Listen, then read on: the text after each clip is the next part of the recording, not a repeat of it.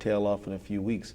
But let me tell you, the census is extremely important. Sure. There are 174 different federal programs that use census numbers to decide how much money every city gets.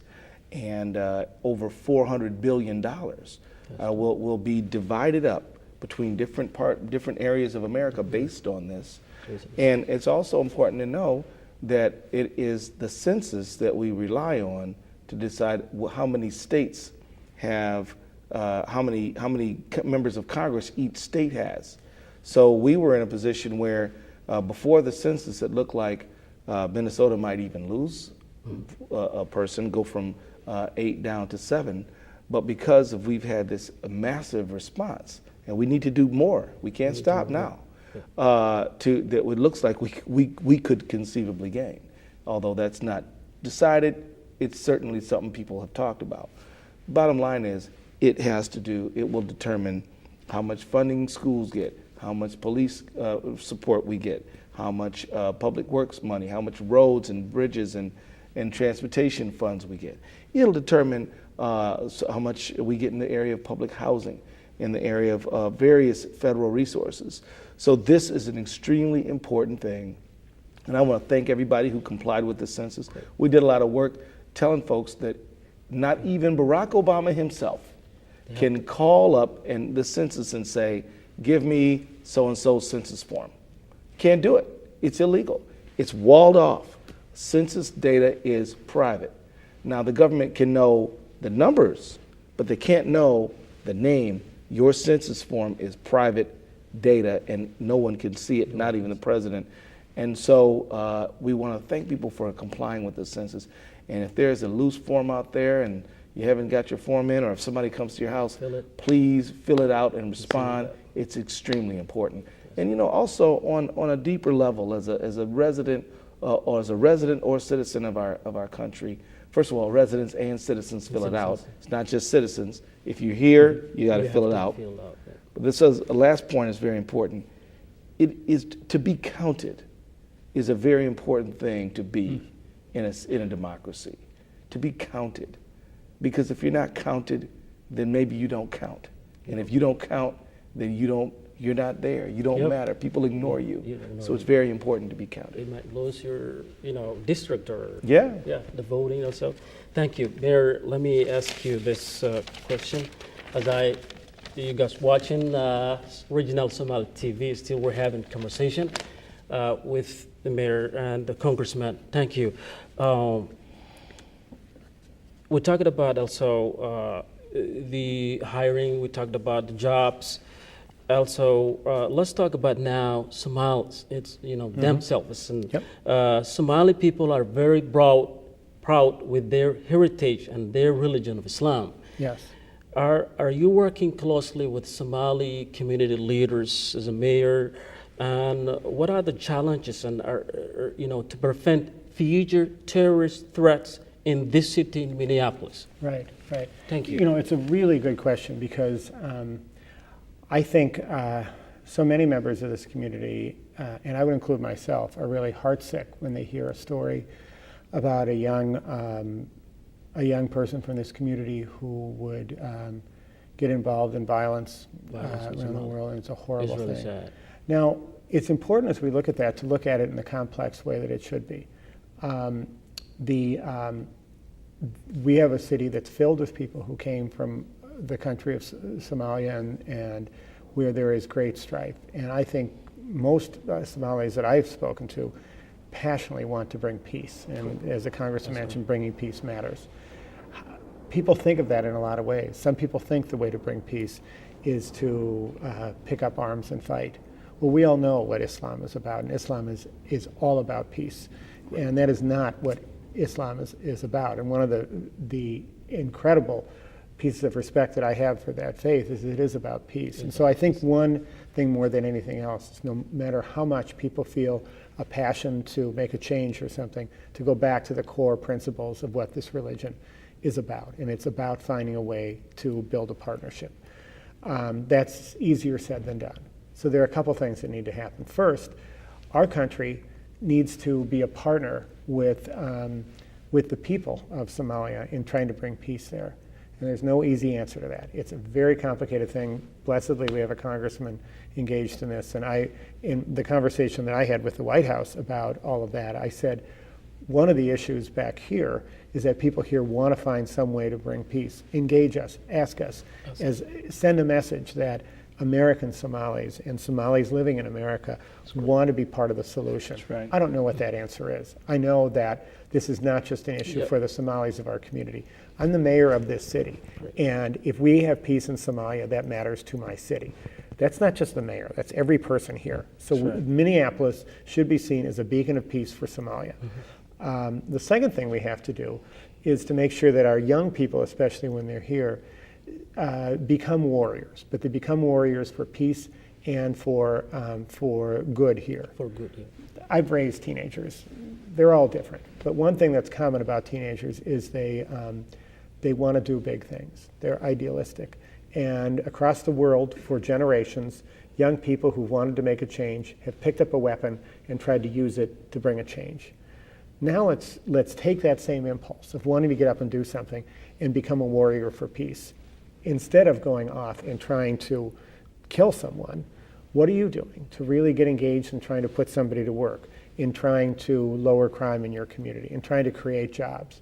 And that's not easy, to channel all that youthful energy, but that's what we have to do. And so I'm just here to say, I can't answer how to do that, but I'm going to help.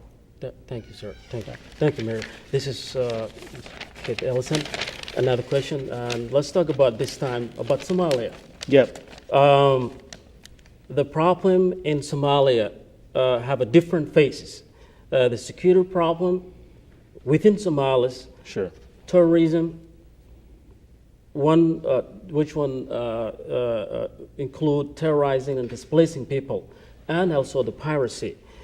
The United States Secretary of State said, talking about Somalia recently, quote, when we observe the terrorism activity, we must understand that it is a global problem. It is true that there are Somalis, individuals involved in Al-Shabaab and individuals involved in Al-Qaeda. What is going on in Somalia is a threat to our nation. What is going on in Somalia might destabilize the region and disrupt the interests of the United States of America toward Horn of Africa, Somalia's neighboring countries, and others, unquote. Do you think, sitting, as I said, at a Foreign Affairs Committee, Mr. Congressman, do you think the level of threat of terrorism in Somalia is rising? And what are the efforts of the United States can help support the fragile government of Sheikh Sharif? Well, let me tell you, I've had the pleasure of meeting with President Sheikh Sharif Sheikh Ahmed. I think he's a good leader. He has brought people from diverse clans into his government to try to make sure that there's balance and everybody feels included. But Al-Shabaab, by the way, it's important for people to know that Al-Shabaab just means youth. It doesn't mean anything else. It means youth. But they have taken this on as their name. Mm-hmm. This group is not even led by Somalis, really. Yeah. It's led by transnational terrorists. That's true. And these people are definitely connected to Al-Qaeda. By the way, Al-Qaeda just means headquarters or base or foundation. It's so funny, all these Arabic words sound scary, but they're simple words. What's my point? My point is that they are using the Somalis as foot soldiers in Somalia, but these transnational terrorists are trying to get a beachhead or a base in Somalia. And so, yeah, I think that they are a real threat. I think that Sheikh Sharif Sheikh Ahmed has said that he would use principles of Islamic law to run the country. That's one of the reasons they're fighting him. He said, okay, I'll work with you on that. They said they don't care.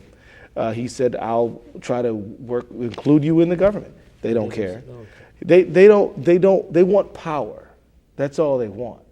And they have a theory that if they create enough chaos, then they can offer themselves as the solution to the chaos. But they're wrong. This brand of thinking is very foreign to Somalia. Culturally, Somali people have had a very open, very tolerant form of Islamic understanding, which conflicts with what these people are talking about. You know, you didn't ever hear about people cutting hands and all these things in Somalia. This is a foreign concept. And then I want to say that when I was in Dadaab, which is a city in northern Kenya, which is only a few miles from the Somali border, it was set up for 90,000 people. 300,000 people live there now, and about 6,000 people were crossing the border every day, all because of the terror that the Al-Shabaab is creating for Somalis. So Al-Shabaab and the leadership that they have from Al-Qaeda is not only hurting and destabilizing the region, it is terrorizing Somali people. And you know, these people blew up a graduation of a medical school graduation, killed a lot of people. They're a danger. And I think that that the United States and the international community needs to focus more on Somalia. Now, I'm not saying dispatch troops there, because that may not even work.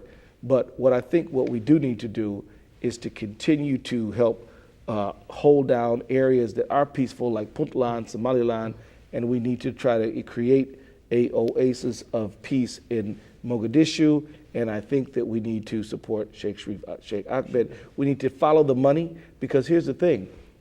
These transnational terrorists, they can get money from anywhere, whereas Sheikh Ahmed is basically getting money from UNDP and the international community, but it's on a more limited basis.